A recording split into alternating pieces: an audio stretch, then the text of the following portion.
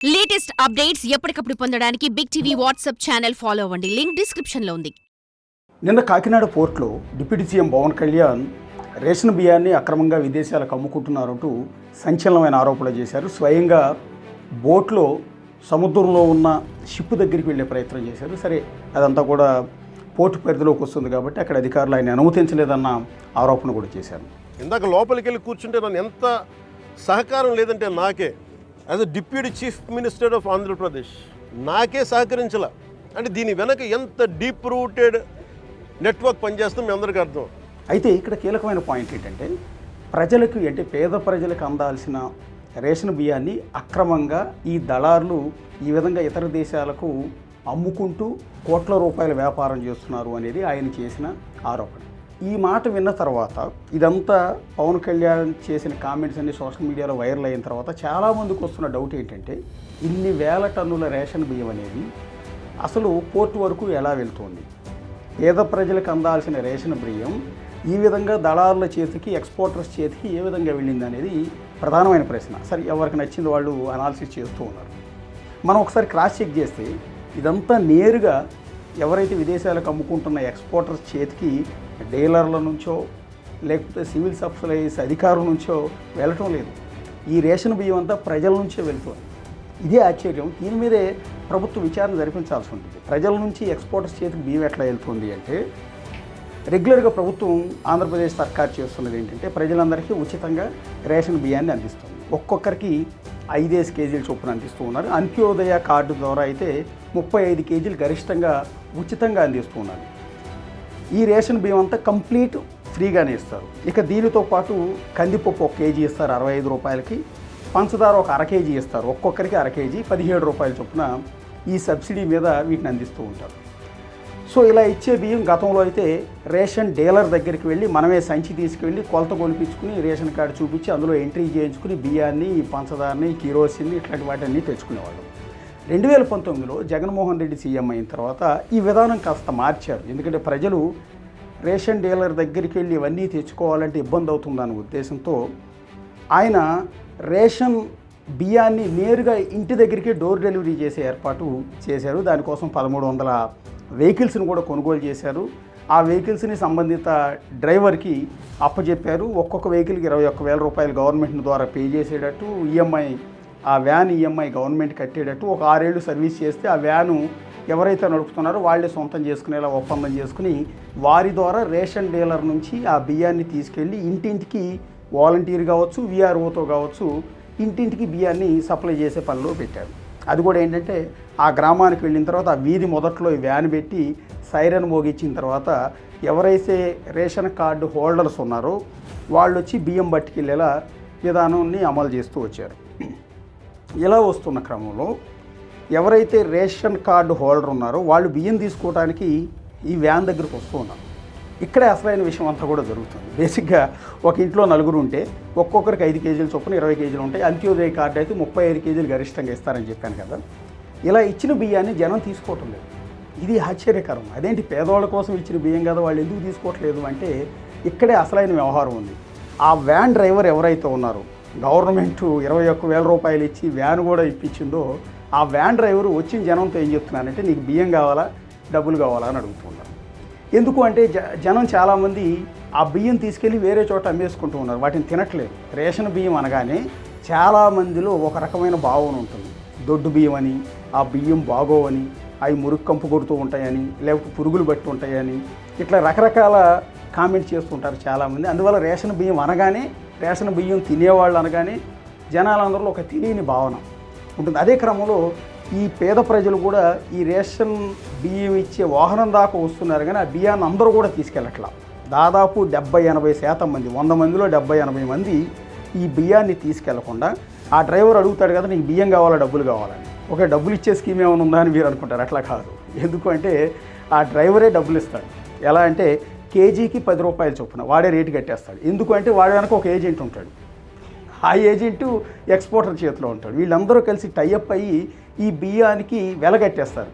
అందువల్ల ఎలాగో జనం ఈ బియ్యం తీసుకోవడానికి చాలామంది ఇంట్రెస్ట్ చూపించట్లేదు కాబట్టి వాళ్ళు వచ్చి ఎంట్రీ చేస్తారు, తంబు కొడతారు, ఓటీపీ నంబర్ చెప్తారు, అన్నీ చేసి బియ్యం తీసుకున్నట్టుగా అక్కడ రికార్డ్స్లో నోట్ చేస్తారు. కానీ బియ్యం మాత్రం ప్రజలు తీసుకెళ్లరు. దాని బదులు డ్రైవర్ ఇచ్చే డబ్బులు తీసుకెళ్తారు. 35 కేజీలు నీకు బియ్యం వస్తే 35 × 10 రూపాయల చొప్పున 350 రూపాయలు ఆ రేషన్ కార్డు హోల్డర్కి వ్యాన్ డ్రైవరే డబ్బులు ఇచ్చేస్తారు. మరి వ్యాన్ డ్రైవర్కి డబ్బులు ఎక్కడై? ఇక్కడ మళ్ళీ 2 విధానాలు ఉంటాయి. సంబంధిత డీలర్, వ్యాన్ డ్రైవర్, వీళ్ళిద్దరు కలిసి కుమ్మక్కైతే గేమ్ ఒకలా ఉంటుంది, వేరువేరుగా అయితే ఇంకొకలా ఉంటుంది. ఒకవేళ డీలరు డ్రైవర్ ఇద్దరు ఏకమైపోతే వీళ్ళిద్దరూ ఒక అండర్స్టాండింగ్ వచ్చేస్తారు. ఎవరైతే రేషన్ బియ్యాన్ని తీసుకెళ్ళడానికి ఇంట్రెస్ట్ చూపించట్లేదో వాళ్ళందరి చేత తంబ్ ఇంప్రెషన్ తీసుకొని వాళ్ళు ఓటీపీ కూడా తీసుకుని వాళ్ళు బియ్యం తీసుకున్నట్టుగా క్లెయిమ్ చేసి వాళ్ళకి ఇంత రేటు కట్టేసి డబ్బులు ఇచ్చేస్తారు. కొన్ని చోట్ల 9 రూపాయలు ఇస్తారు, కొన్ని చోట్ల 8 రూపాయలు ఇస్తారు కేజీకి, ఇంకో చోట 10 రూపాయలు ఇస్తారు. జనం కూడా బియ్యం తీసుకెళ్ళకుండా డబ్బులు తీసుకెళ్ళడానికి చాలామంది అలవాటు పడిపోయారు. అందువల్ల డీలర్ ఈ డ్రైవర్కి డబ్బులు ఇస్తాడు. ఎన్ని కేజీలు ఉంటే ఎన్ని బస్తాలు ఉంటే అన్ని బస్తాలు. అందువల్ల తీసుకెళ్ళిన వ్యాన్లో బియ్యం బస్తాలు వ్యాన్లోనే ఉండిపోతాయి, కానీ బియ్యాన్ని జనానికి సప్లై చేసినట్టుగా రికార్డ్స్లో చూపిస్తుంటారు. అలాగే జనం కూడా తీసుకెళ్ళినట్టు వాళ్ళకి తంబ్ ఇంప్రెషన్ ఉంటుంది, అట్లాగే వాళ్ళ ఓటీపీ కూడా ఎంటర్ చేసి ఉంటారు. కానీ బియ్యం మాత్రం బస్తాలన్నీ వ్యాన్లోనే ఉంటాయి. అలా ప్రజలు తీసుకోవడానికి నిరాకరించిన బియ్యం, అంటే బియ్యం బదులు డబ్బులు తీసుకోవల్ల బస్తాల్లోనే మిగిలిపోయిన ఈ బియ్యాన్ని మళ్ళీ యాస్టీజ్గా వెనక్కి డీలర్ దగ్గరికి వచ్చేస్తాయి. ఈ డీలర్ వాటి వేరే గోడౌన్కి తరలిస్తాడు. అట్లా ప్రతి చోట ఇందాక నేను చెప్పాను కదా, దాదాపు 70-80% మంది, మిగిలిన 30% మంది మాత్రమే ఈ బియ్యాన్ని తీసుకెళ్ళి తింటూ ఉన్నారు, లేదా తీసుకెళ్ళి వేరే వాళ్ళకి అమ్ముకుంటూ ఉన్నారు. రేషన్ డీలర్ దగ్గర లేకపోతే వ్యాన్ డ్రైవర్ దగ్గర అమ్ముకోకుండా బయటికి తీసుకెళ్ళి అమ్ముకుంటున్నారు. తినేవాళ్ళ సంఖ్య చాలా తక్కువ ఉంది. ఎందుకు తినట్లేదు అంటే దానికి వేరు వేరు కారణాలు ఉంటాయి. దాని ప్రజలను మనకి కించపరచక్కర్లా, తక్కువ చేయక్కర్లా, వాళ్ళకి నచ్చట్లేదు చాలామంది. కానీ రేషన్ బియ్యం కావాలంటున్నారు, తీసుకుంటున్నారు. ఇలా రేషన్ డీలర్ దగ్గరికి రిటర్న్ వెళ్ళిపోయిన బియ్యం ఎవరైతే ఏజెంటు లేదా బ్రోకర్ ఉంటాడు, ఆ బ్రోకర్తో టైఅప్ అవుతాడు. ఇలా అందరు డీలర్ దగ్గర ఏవైతే రిటర్న్ వచ్చిన బియ్యం బస్తాలు ఉన్నాయో వాటన్నింటిని గోడౌన్లో పెట్టి లారీలో లోడ్ చేసి ఎక్స్పోర్టర్, కాకినాడ పోర్టు దగ్గర ఉన్న ఎక్స్పోర్టర్తో వీళ్ళు ఒప్పందం కుదుర్చుకుంటారు. కాబట్టి ఇన్ని లారీలు మళ్ళీ రిటర్న్ ఎక్స్పోర్టర్ దగ్గరికి పంపిస్తే ఆ ఎక్స్పోర్టర్ వాటిని వేరే దేశాలకి తరలిస్తున్నారు. నిన్న పవన్ కళ్యాణ్ గారు, అంటే డిప్యూటీ సీఎం పవన్ కళ్యాణ్ గారు సముద్రంలో పెట్టున్న ఆ స్టెల్లా షిప్లో పట్టుకున్న బియ్యం ఎన్నో 650 టన్నులు అంటూ ఉన్నారు కదా, ఆ బియ్యం ఇలా వెళ్ళింది. అంటే నేరుగా డీలర్ నుంచో, నేరుగా సివిల్ సప్లైస్ అధికారుల నుంచో, వ్యాన్ డ్రైవర్ నుంచో వెళ్ళలేదు. అవి ప్రజలు తిరస్కరిస్తే, ప్రజలు వద్దు మాకు డబ్బులే కావాలని తీసుకుంటే వాటికి వెలగట్టి ఆ బియ్యాన్ని రిటర్న్ తీసుకెళ్ళి ఈ విధంగా ఏజెంట్ ద్వారా, అంటే డీలర్ ద్వారా ఏజెంట్ ద్వారా ఈ విధంగా ఎక్స్పోర్టర్ దగ్గరికి వెళ్తూ ఉన్నాయి. అవి షిప్లో వేరే దేశాలకి తరలిస్తూ ఉన్నారు. పవన్ కళ్యాణ్ గారు ఒక లెక్క చెప్పారు, ఒక్కొక్క కేజీ బియ్యం జనానికి సప్లై చేయడానికి 43 రూపాయలు 50 పైసలు అవుతుంది. ఎస్, ఖచ్చితంగా. ఎందుకంటే ధాన్యం కొనుగోలు చేయడం దగ్గర నుంచి దాన్ని రైస్ మిల్లులో బియ్యం ఆడించడం, మొత్తం ట్రాన్స్పోర్టేషన్ ఛార్జీలు ఇవన్నీ కలిపితే ఒక్కొక్క కేజీకి ప్రభుత్వం 43 రూపాయలు 50 పైసలు ఖర్చు చేసి వాటిని కొని ఈ విధంగా పేద ప్రజలకు ఉచితంగా అందించే క్రమంలో ఉచితంగా ఇస్తున్న బియ్యాన్ని జనాలు తీసుకోకుండా ఈ విధంగా డబ్బులు కాసుపడి డబ్బులు తీసుకోవటం వల్ల ఈ విధమైన ఈ స్కామ్ అంతా కూడా జరుగుతుంది. సో ఇక్కడ మళ్ళీ చెప్తున్నాను, ఇందులో నేరుగా రేషన్ బియ్యం యాజిటీస్గా డీలర్ నుంచి ఏజెంట్ల దగ్గరికి వెళ్ళట్లేదు. ఇంతమంది చేతులు మారి ఆ బియ్యం మళ్ళీ ఎక్స్పోర్టర్ దగ్గరికి వెళ్తోంది. సో ఇది దీన్ని కంట్రోల్ చేయాలి. ఎందుకు ప్రజలు తీసుకోవటం లేదు, ఎందుకు డబ్బులు మాత్రమే తీసుకుంటూ ఉన్నారు? ఒకవేళ డబ్బులు మాత్రమే తీసుకుంటే ఇలా ఈ స్కామ్ జరగకుండా ఉండేంటే డిప్యూటీ సీఎం పవన్ కళ్యాణ్ గారు కావచ్చు, సివిల్ సప్లైస్ మినిస్టర్ ఆదిల మనోహర్ గారు కావచ్చు, ఆలోచించాల్సింది ఏంటంటే ప్రజల అభిప్రాయం సేకరించి నిజంగా మీకు బియ్యం నచ్చట్లేదా, దొడ్డు బియ్యం కాబట్టి మీరు తీసుకోవటం లేదా, ఫోర్టిఫైడ్ బియ్యం కలిపి మరీ ఇస్తున్నాం కదా మేము, అయినా కూడా మీరు ఎందుకు నిరాకరిస్తున్నారు? ఇది పబ్లిక్ సర్వే లాంటిది చేసి ఒకవేళ ప్రజలు కనుక దాని మీద నిరాకరణగా ఉంటే, ఇంట్రెస్ట్ లేకపోతే నేరుగా వాళ్ళ అకౌంట్లో డబ్బులే ఇచ్చేస్తే అసలు ప్రాబ్లమే ఉండదు. మీరు నిజంగా రేషన్ బియ్యం కింద డబ్బులు ఇస్తే ఈ గోలే ఉండదు. ఇక రెండోది, అసలు ఈ అండర్స్టాండింగ్ ఎలా, ఈ బియ్యం రేషన్ డీలర్ దగ్గరికి ఎలా వస్తుంది, ప్రభుత్వం ఎలా కొనుగోలు చేస్తుంది రైస్ మిల్లర్ నుంచి ఈ బియ్యాన్ని అంటే ఇది ఒకటి ఇంట్రెస్టింగ్ ఇష్యూ. రైతు నుంచి నేరుగా ధాన్యాన్ని ప్రభుత్వమే ప్రొక్యూర్ చేస్తుంది. ఈ క్రాపు లేకపోతే ఆర్బీకే సెంటర్లు ఇట్లా వేరు విధానాల ద్వారా రైతు పండించిన ధాన్యాన్ని ప్రభుత్వమే కొనుగోలు చేసి దాన్ని రైస్ మిల్లర్కి సప్లై చేస్తుంది. రైస్ మిల్లర్కి సప్లై చేసిన తర్వాత రైస్ మిల్లర్ ఆ ధాన్యం మొత్తం పట్టి బియ్యం కింద మార్చిన తర్వాత 67% ప్రభుత్వానికి బియ్యం రూపాయలు ఇవ్వాల్సి ఉంటుంది. అంటే 100 కేజీల ధాన్యం ఇస్తే 67 కేజీల బియ్యాన్ని విత్ నూకలతో కలిపి ప్రభుత్వానికి సప్లై చేయాల్సి ఉంటుంది. ఇలా బియ్యం కింద మార్చినందుకు ఇంత అమౌంట్ అని గవర్నమెంట్ రైస్ మిల్లర్కి పే చేస్తుంది. ఇలా ప్యాక్ చేసే క్రమంలో ఆ పైన గన్నీ బ్యాగ్ అంటాం బస్తా, అది గవర్నమెంటే ఇస్తుంది. దానితో పాటు ప్రజలకు పౌష్టికాహారం అందించాలన్న ఉద్దేశంతో ఈ రేషన్ బియ్యంలో కలపడానికి ఫోర్టిఫైడ్ రైస్ అంటాం, తెలుసు కదా, అది విటమిన్స్ అన్నీ కలిపి ఉండే ఒక పౌష్టికాహారంతో కూడిన ఆ బియ్యాన్ని కూడా ప్రభుత్వమే ఈ మిల్లర్కి సప్లై చేస్తుంది సివిల్ సప్లైస్ అధికారుల ద్వారా. ఇలా వచ్చిన బియ్యాన్ని కూడా ఈ బస్తాలో కలపాల్సిన బాధ్యత రైస్ మిల్లర్దే. అలా కలిపిన బియ్యం రేషన్ డీలర్ దగ్గరికి వచ్చి రేషన్ డీలర్ ద్వారా వ్యాన్ డ్రైవర్ దగ్గరికి వెళ్ళి వ్యాన్ డ్రైవర్ ద్వారా వాలంటీర్ విఆర్ఓ ద్వారా ప్రజల దగ్గరికి వెళ్తుంది. అయితే చాలామంది ప్రజలకు అవగాహన లేక అలా రేషన్ బియ్యంలో కలిసి వచ్చిన ఆ ఫోర్టిఫైడ్ రైస్ అనేదాన్ని ప్లాస్టిక్ రైస్ అనుకుని భ్రమపడి పొరపడి వాటిని తినటం మానేశారు. అట్లాగే మీడియాలో కూడా అవగాహన లేక చాలామంది దాన్ని ప్లాస్టిక్ రైస్ కింద రకరకాల కథనాలు ప్రసారం చేయడంతో జనాల్లో ఒక భయం వచ్చేసింది. రేషన్ బియ్యంలో ప్లాస్టిక్ రైస్ కలిపేస్తున్నారంట, సో వీటిని తింటే హెల్త్ పాడైపోతుంది అని అపోహపడి ఈ బియ్యం తింటం మానేశారు. నిజానికి అది ప్లాస్టిక్ బియ్యం కాదు, ఫోర్టిఫైడ్ రైస్. ఇది ఫోర్టిఫైడ్ రైసు, ఇది సమృద్ధి కలిగిన ఆహారం అని అన్న విషయాన్ని ప్రజలకు చెప్పే విషయంలో ప్రభుత్వాలు ఫెయిల్ అవుతున్నాయి. కాబట్టి ఫోర్టిఫైడ్ రైస్ ఏంటంటే జనాలకు ఈరోజు కూడా తెలియక ఇది ప్లాస్టిక్ రైస్ అని భ్రమపడి రేషన్ బియ్యాన్ని తీసుకోవడానికి నిరాకరిస్తూ ఉన్నారు. అందుకని ఇందాక నేను చెప్పాను, రేషన్ బియ్యం ప్రజలు ఎందుకు తినటం లేదు, ఉచితంగా ఇచ్చే బియ్యాన్ని అనడానికి ఇదొక కారణంగా కనిపిస్తుంది. సో ఈ విధంగా ప్యాక్ చేసిన బియ్యం రేషన్ డీలర్ దగ్గరికి వెళ్ళి అక్కడ నుంచి వ్యాన్ ద్వారా ప్రజల దగ్గరికి వెళ్ళాలి. ప్రజలు మళ్ళీ దాన్ని రిజెక్ట్ చేసి డబ్బులు కమ్ముకోవడం వల్ల మళ్ళీ అవన్నీ కూడా ప్యాక్ అయ్యి వెనక్కి వెళ్ళిపోతూ ఉన్నాయి. ఇక్కడే అసలు స్కామ్ అంతా కూడా జరుగుతుంది. సో ఇక్కడ ప్రజాభిప్రాయం తీసుకోదలిస్తే, ప్రజల నుంచి బియ్యం ఎందుకు వెనక్కి వెళ్ళిపోతున్నాయి అనేది తెలిస్తే అప్పుడు దాన్ని బట్టి మనం ఈ విధంగా ఈ స్కామ్ని కంట్రోల్ చేయొచ్చు, ఈ ఎక్స్పోర్ట్ని ఆపవచ్చు. అలా కాకుండా ప్రజలు ఇష్టంతో బియ్యం వెనక్కి అమ్ముకుంటున్నప్పుడు, ఇస్తున్నప్పుడు దీన్ని మీరు ఏమీ చేయలేరు అనేది నా భావనగా ఇక్కడ చాలా స్పష్టంగా కనిపిస్తుంది. ఇంకొకటి, ఇక్కడ రీసైక్లింగ్ రైస్ అనేవాళ్ళు ఇంతకుముందు. రీసైక్లింగ్ అంటే ఆల్రెడీ రైస్ మిల్ నుంచి ఎఫ్సిఐకి అంటే ఫుడ్ కార్పొరేషన్ ఆఫ్ ఇండియాకి వెళ్ళి ఫుడ్ కార్పొరేషన్ ఆఫ్ ఇండియా నుంచి మళ్ళీ అవి స్టేట్ గవర్నమెంట్కి వచ్చి అవి మళ్ళీ రేషన్ డీలర్ దగ్గరికి వచ్చి సివిల్ సప్లైస్ ద్వారా రేషన్ డీలర్ నుంచి నేరుగా ప్రజల దగ్గరికి ఇంతకుముందు వెళ్ళే విధానం ఉండేది. అయితే అలా వెళ్ళే క్రమంలో ఏం చేసేవాళ్ళంటే ఈ ప్రజల దగ్గరికి వెళ్ళిన రైస్ వాళ్ళు తీసుకోవట్లేదనో వేరు కారణాలతో ఆ రైస్ బస్తాలు మళ్ళీ వెనక్కి తెచ్చి మళ్ళీ రైస్ మిల్కి సప్లై చేసేవాళ్ళు. ఇట్లా ఒక మతలబు జరిగేది, రీసైకిల్ జరిగేది.